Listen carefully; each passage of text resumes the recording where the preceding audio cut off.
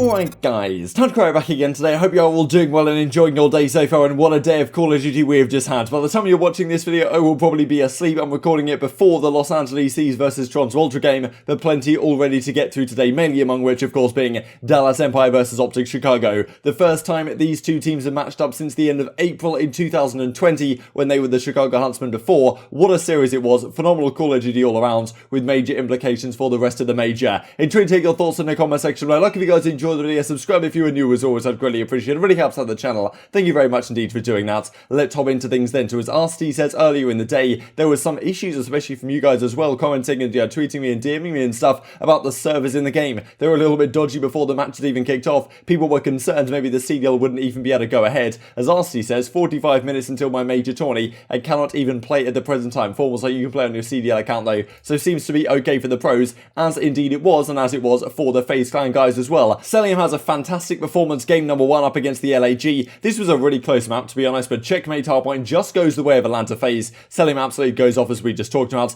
Then we go into the game 2 as well, and Los Angeles Guerrillas of course looking to rebound in a game mode that has been pretty damn good for them, but it wasn't the case this time around. aBeZy in the search and destroy was out of control on the Moscow, getting so many first bloods. I mean, this kid's just crazy. He was like 7 and 6 maybe over the course of the map, but the impact he had is just incredible. The amount of first bloods this guy gets. aBeZy also did very well. I mean, he had the 3-piece in this round that was pretty good, but towards the end, Arcitys just turned up in the last couple of rounds of the map, goes 11 in 5 to close out the game number 2. So pretty much as expected, Atlanta FaZe beating Los Angeles Guerrillas, but certainly we've seen the last few days LAG pulling off some upsets. I mean, they were certainly competitive in this series. They weren't exactly completely blown off the map, but FaZe looking very solid at 3-0 in the winners semi-finals. Certainly something that you want to set yourself up for a phenomenal, I'm sure. It is going to be winners final and guaranteeing themselves top 3 after this matchup. The final map of the series as well, as Cellium says, GG's LAG 1-3-0 now in the winners finals, guaranteed top 3 of the tournament. That's going to be pretty well done, and well, a statement from Atlanta FaZe as well, a 3-0 sweep of LAG. They'll move down to the losers bracket, as you can see here in the control. I mean, early on in this Garrison control, it was pretty impressive from FaZe. They won the first round on the offense, and when that happens, if you're on the defense at that point, you're pretty much thinking, okay, it's chalked. It's so hard to win offenses on these maps.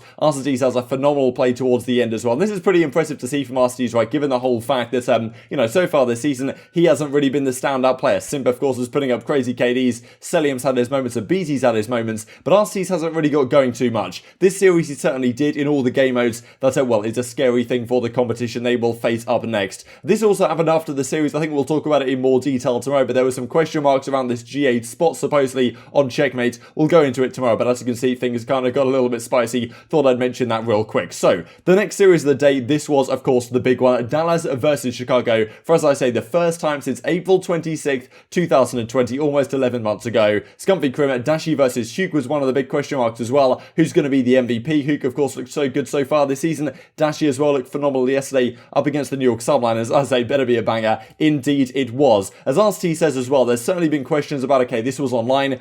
What if it was on LAN, right? Would things have been different? But as Arcitys says, I mean, obviously you've got the crowd and things that do make some other difference in a LAN match. But as he says right here, they're on a combined 20 ping. They're all in Dallas. They're basically just down the road from each other. And the server they're playing on is also in Dallas. So this realistically is the closest we're going to get to a LAN environment, at least for a few months until we actually get back to that point, hopefully. And game number 1 went the favour of the Dallas Empire. Very impressive. Once again, OpTic drop a game 1 Garrison hardpoint. I think they've done this now a couple of times. They lost one to LAG, I remember. Maybe they lost map 1 to Florida Mutineers, also on this map. And they lose it again to the Dallas Empire. Dallas certainly good on this. ILLey had some very standout moments, as Miles points out right here. And yeah, they win map number 1. As you can see, a pretty dominant performance, honestly, from the Dallas Empire. This was the most convincing loss OpTic had in hardpoint so far this season. 250 to 149. So OpTic never really got going. And of course, they were required to win a search and destroy. They did so with aplomb. Ace from the Prince, as OpTic say in the game 2. Really well done from OpTic, right? Like, this was super clinical, a number of these search and destroy rounds. Clearly, OpTic search and destroy on Moscow especially, they must have done a lot of work on their setups, their rotations, playing together as a team. You can see here, they're playing very well as a team, and Envoy picks up the ace, but Envoy and Scump really throughout the entire map. Also, Formal and Scump had a couple of great moments as a 2v2 duo in the map 5 we're going to look at here in a couple of minutes time. But well, certainly they improved much on their setups before, but well, of course, if you're OpTic Chicago, you're expecting to come into this this series, win at least one respawn, hope to take a search and destroy, and then close it out in game 3, game 4, game 5, something to that effect. That's not how it works right here though, and Dallas bounced back relatively well in the early part of the control, but that's not how things conclude in it. As you can see right here, pretty crazy stuff. OpTic look brand new in search and destroy though. Envoy goes 11-4 for the victory right here, once again showing in search and destroy he is an absolute mastermind of the game, and he proves it once again in the control. But crazy scenes, goes all the way to a game 5. Dallas had some clutch offenses, OpTic had some clutch defenses. It was such a crazy game, and right before it's about to start we go to like the player cams, and what's going on, right? They had their hands on their heads like something's happened here. Seems like the game has crashed for some reason. Azuma says it just absolutely hurt my heart, and as Parasite says, the classic thing, I've lost all respect, this is absolutely rigged. There were some big question marks around this, right? Because okay, this game gets restarted, they do end up only playing the one rounder, right? So OpTic had the defense, but there were some questions about, okay, like OpTic, they had momentum, right, going in from that round that they won. There was some talk about streaks, but I don't really think any of the OpTic guys were on streaks, so probably wouldn't have made too much of a difference. But there was a big question mark as well about trophies, right? By restarting the game as they did, with no pause feature or anything like that in the game, even though it's a $300 million league or whatever it is constantly spouted, no pause feature, meaning they have to restart the game, put OpTic on defense, and then just play out one round, and that ends up being the final round of the game. That means that the offensive team, the defensive team, don't get maybe the trophies that they would have wanted to have to, well, get the job done in that position. Kevy Skills, of course, not particularly happy. You know, OpTic seem like they're relatively likely to win, but the game does indeed crash. Pretty unfortunate stuff. But well, OpTic bounced back very well indeed. Envoy has a phenomenal final map. Dashy as well. I think he went 38-26 over the course of this. But yeah, Envoy, I don't even think he died or something like that in this final round of control here on the defense. So they get the job done against the Dallas Empire. They move up 2-1 in this series after a bit of drama, and there was certainly some questions on the timeline right here, as Clayser says, if I'm Dallas, I'm super annoyed that we don't have trophies for that round 5 offense. As Accuracy says, honestly should have started on opposite sides,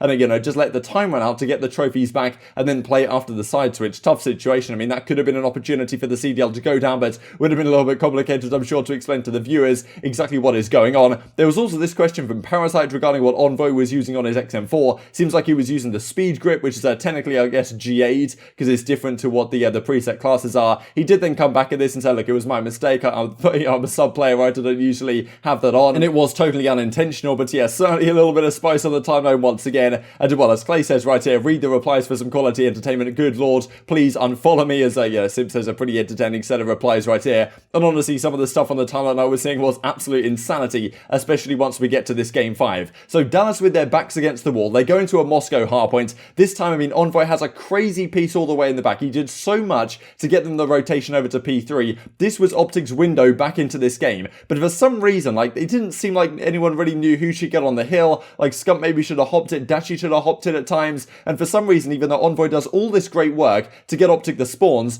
they will still somehow fail this hill and don't get any time, and still Dallas Empire managed to close out the map. So pretty incredible. It was kind of this strange OpTic of old, where sometimes they get all the kills, but the objective play isn't quite where it needs to be, right? And you can see right there, like, he does so much, but they still don't really get too much time on the board. They end up closing it out. I mean, some crazy hill breaks from Dallas Empire towards the end, and 2 hardpoint victories in a series for Dallas Empire. Not something I would have expected going in. It goes all the way to game 5, as Simp says, this series is absolutely nuts. Love me some good COD gameplay. That it certainly was. Goes all the way down to the game 5. I mean, round 1, OpTic Chicago take it. It was super back and forth, like so many defenses, and then Huke decides to absolutely go off. He gets some streaks. Look at this streak he calls in right here. Uses this cruise Marcel in such a crazy way to, you know, smash it into this back door and take down Scump. That's pretty remarkable to see. You don't see that every day. Honestly, I find streaks so difficult to use on this map. Really impressive from Huke to be able to do that, and really turning up in this game 5. He had such a monster performance in this game 5, and well, this was really the standout play right here, which kind of maybe made Scump lose full somewhat